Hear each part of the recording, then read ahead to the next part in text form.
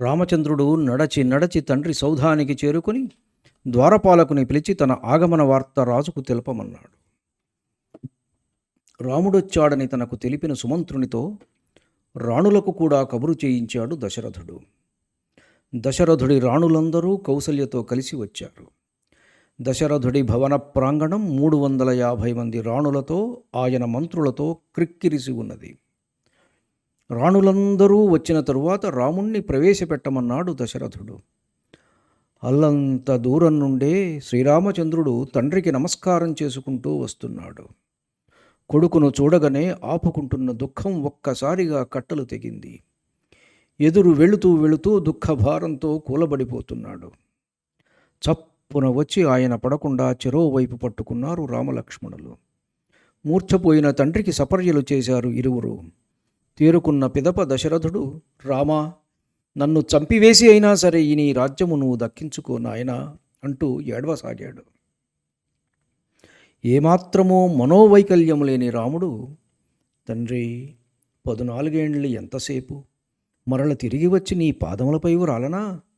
నీవు చక్రవర్తివి, ఇలా బేల కావలదు. లోకం నిన్ను అసత్యవాది అని అనటం నేను భరించలేను తండ్రి. నీవిచ్చిన మాటను చెల్లించటం నా కర్తవ్యం కాదా?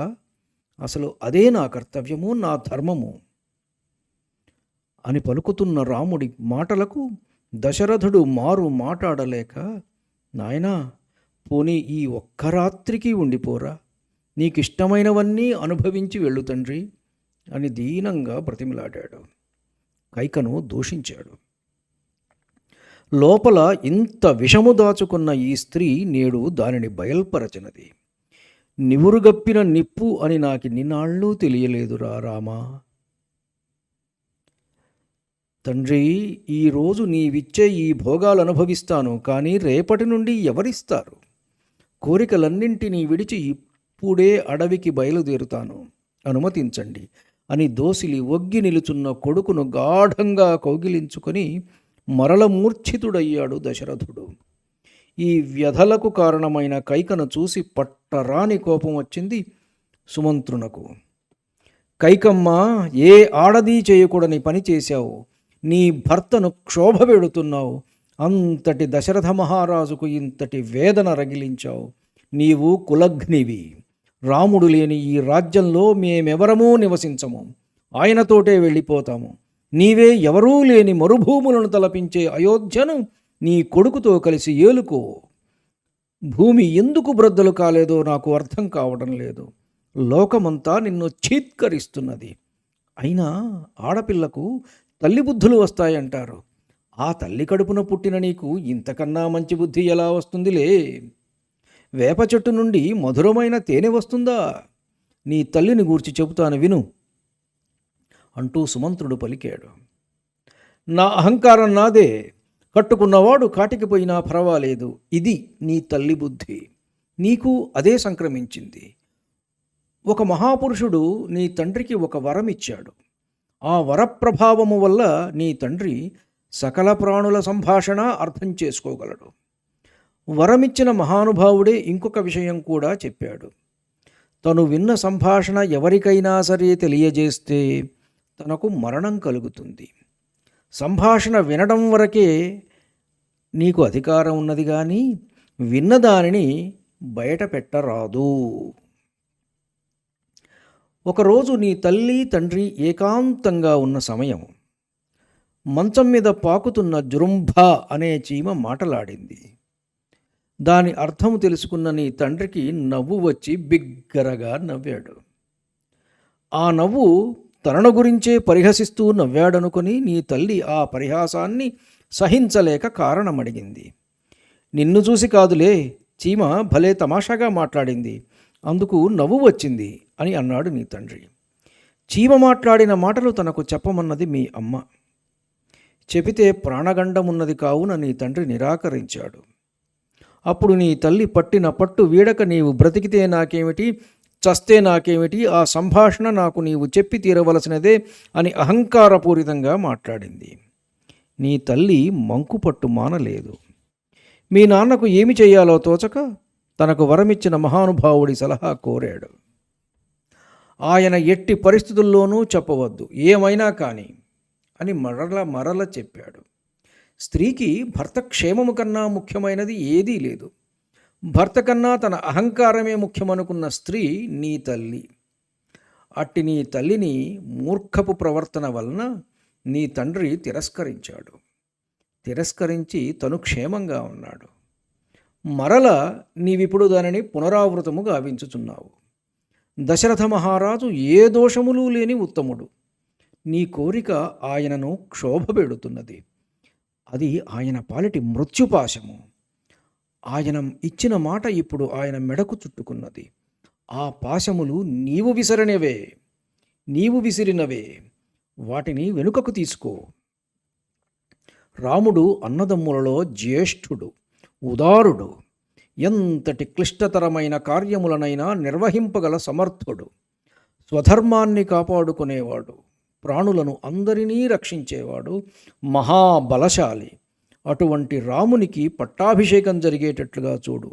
అనవసరమైన అపవాదులు, చెడ్డ పేర్లు మోయకమ్మా అని పలికి సుమంత్రుడు మరల నమస్కరిస్తూ నిలబడ్డాడు. ఇంత పలికినా సొంత కూడా మార్పు రాలేదు కైకమ్మ ముఖ కవళికలలో. జనులేమనుకున్న నాకేమి, నా పంతమే నాది కానీ అన్నట్లుగా నిశ్చలంగా బెల్లం కొట్టిన రాయిలాగా అలాగే నిలబడి ఉన్నది. దశరథుడు అది చూసి దీర్ఘంగా నిశ్వసిస్తూ, సుమంత్ర, రాముని వెంట సకల సంభారాలు పంపించు, చతురంగ బలాలు అతనిని అనుసరించని, కోశాగారము సమస్తము రాముని వెంటే, గీత నృత్య వాద్య బృందాలన్నీ రామునితోటే వెళ్ళాలి, సకల భోగ వస్తువులన్నీ నా రాముడి వెంటే ఉండాలి, వనవాసము 14 ఏండ్లు నా రాముడికి విహారయాత్ర కావాలి, వెంటనే ఏర్పాట్లు గావించు అని ఆజ్ఞాపించాడు. దశరథుడి ఆజ్ఞలు వింటూ కైక భయపడిపోయింది.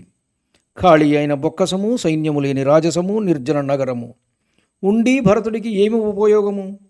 తను ఇంత చేసినా అంతా వృధా అయిపోతుందేమో అనే వ్యధ ఒక్కసారిగా ఆవిడ హృదయాన్ని పట్టి పీడించింది. అక్కరలేదు, సారహీనమైన రాజ్యము అక్కరలేదు అని నిస్సిగ్గుగా నిర్లజ్జగా అందరి ఎదుట గర్జించినట్లుగా పలికింది కైక. ఓసి దురాత్మురాల, నీ కోరిక రాముడిని అడవికి పంపమనే, అంతేకాని వైభవశూన్యుడైన రాముణ్ణి పంపమని కాదు అని దశరథుడు గర్జించాడు. తోకతొక్కిన త్రాచులాగా లేచింది కైక. మీద కురికే రేచులాగా నిలుచుంది. నేనన్నది మీ వంశంలో అసమంజుని సగరుడు ఎలా పంపాడో అలాగ పంపమని, అంతేకాని ధనధాన్యాలతో, చతురంగ బలాలతో, దాసదాసీ జనంతో విహారయాత్రకెళ్ళినట్లుగా కాదు.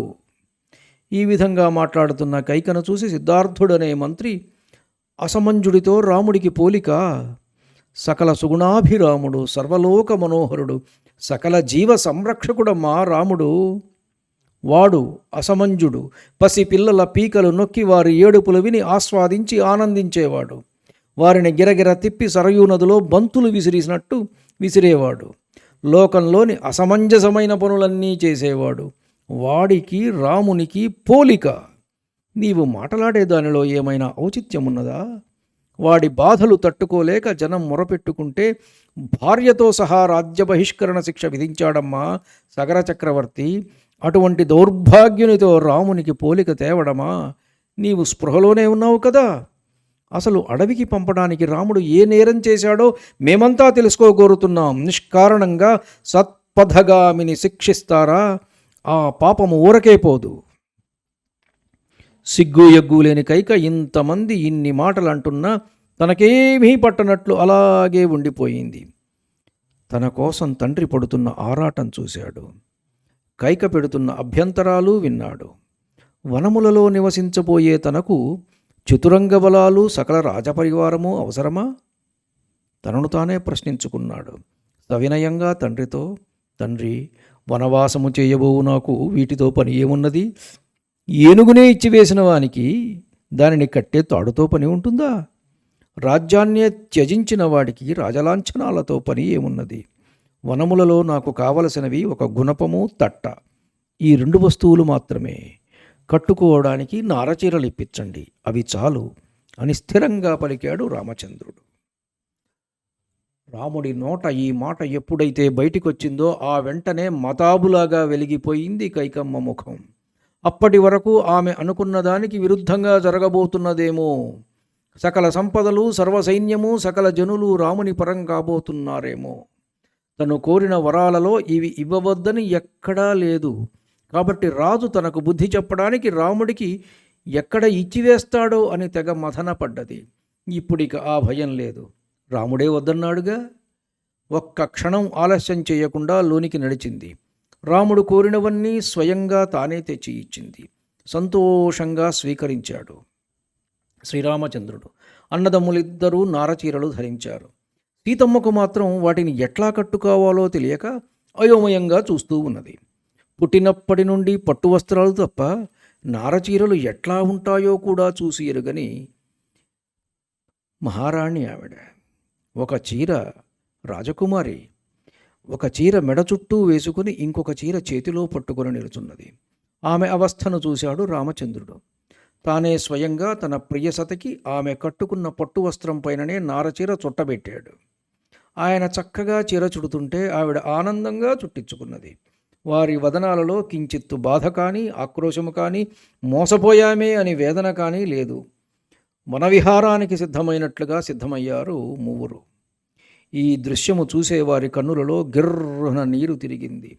అసూర్యం పశ్య, ఎండ కన్నెరుగని ఇల్లాలు రాజకుమారి, కనుసన్నలలో వందల కొద్దీ పరిచారికలు. ఏ రోజుకా రోజు మేల్పట్టు వస్త్రాలు తప్ప మామూలు వస్త్రములే ఎరుగని ఆవిడ నారచీరలు కట్టవలసి వచ్చినది కదా.